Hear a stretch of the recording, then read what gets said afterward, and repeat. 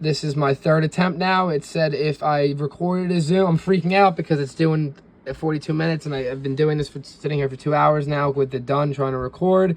It said that if I recorded on Zoom, it would save. I've done it like 4 times now. It's not. So this is my last option. I'm going to have to sit here and do it again and then send you this, I guess, because this isn't working and this is really stressing me out and I'm about to freak out.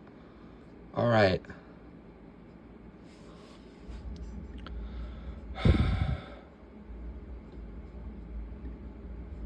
Okay, how do I get to... Oh my god, dude, this is just the most stressful night of my life. Okay, for the 100th time. If this doesn't let me turn it in, I don't know what I'm gonna do here.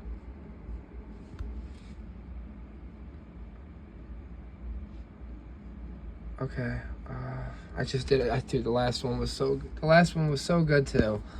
Oh, okay.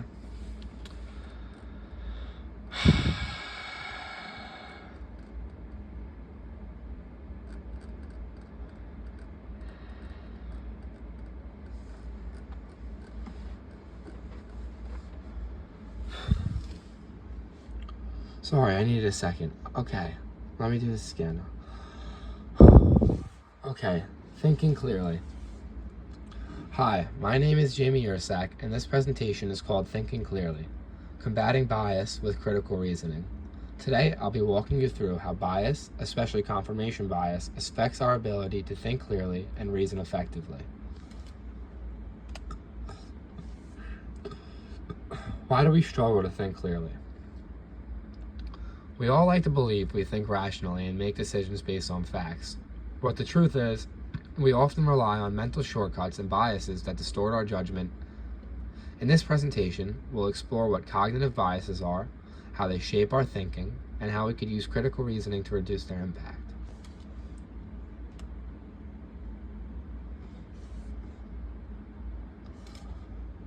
What is cognitive bias? Cognitive biases are mental shortcuts that our brains use to simplify decision making. They're not always bad, but they can lead us away from logical conclusions. These patterns affect how we interpret, process, and remember information, and they can have a big influence on our beliefs and behaviors. Why bias matters in reasoning? Bias matters in reasoning because it changes how we build arguments and evaluate evidence. A biased argument might feel convincing, but it's often built on emotional appeal or flawed logic. Understanding bias helps us slow down and think more clearly. What is confirmation bias? Confirmation bias is a tendency to search for and interpret information in such ways that support what we already believe. We ignore or dismiss evidence that challenges us, and it makes it harder to grow or change our thinking. It shows up everywhere, in conversations, online, and even on how we process news. This quote from Chapter 2 of Clear and Present Thinking says that cognitive biases shape our perception of reality. It's not just about arguments, it's about how we experience the world. That's why two people can see the same event and come to completely different conclusions. In Chapter 3, we see how people resist evidence that goes against their beliefs.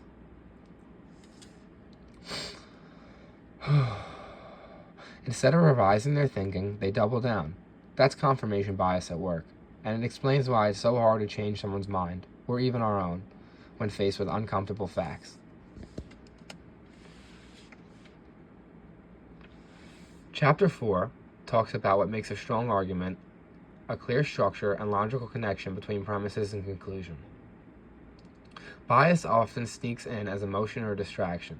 If we want our arguments to be strong, we need to stick to reason, not just gut feeling. The straw man fallacy is where we twist or oversimplify someone else's argument just to make it easier to attack. This kind of bias breaks down communication and turns discussions into fights. Instead, we should engage with others' ideas fairly.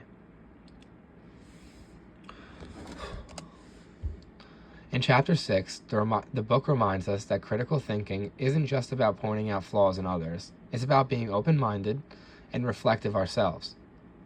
Intellectual humility, the ability to say, I might be wrong, is one of the most important tools we could have. Social media platforms are designed to show us content that we already like.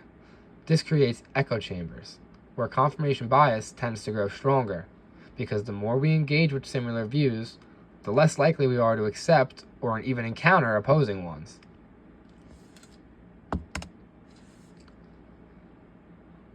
During COVID-19 pandemic, people often accepted misinformation that aligned with their beliefs and ignored scientific evidence that didn't. This had real-life consequences for public health.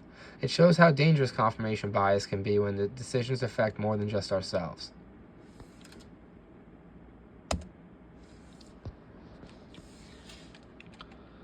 In politics, we often see people misrepresenting the opposing side. That's the straw man fallacy again. Instead of having real conversations, we get caricatures and exaggerated claims, all driven by bias and the need to quote-unquote win instead of actually understanding each other. Recognizing flawed arguments. Fallacies like the straw man, ad hominem, or hasty generalization become easier to spot once we know exactly what we're looking for. Bias makes these fallacies more likely. If we could recognize flawed reasoning, especially in ourselves, we can learn to do better.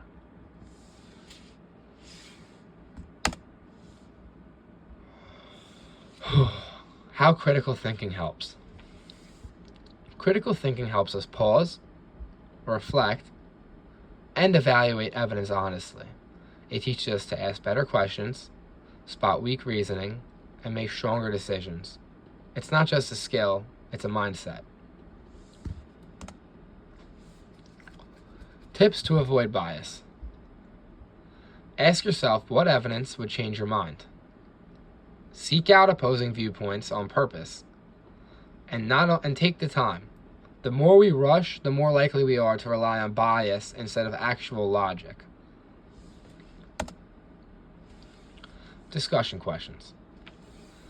1. How can we recognize when we're under the influence of confirmation bias? 2. What role do social media platforms play in reinforcing bias? And 3. Can critical thinking actually reduce bias over time? To wrap up, bias is natural, but we don't have to let it control us.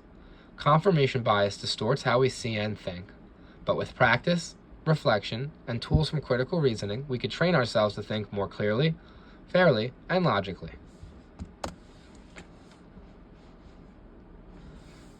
These ideas came from the textbook Clear and Present Thinking by Noah Levin, plus real-world examples from media and current events.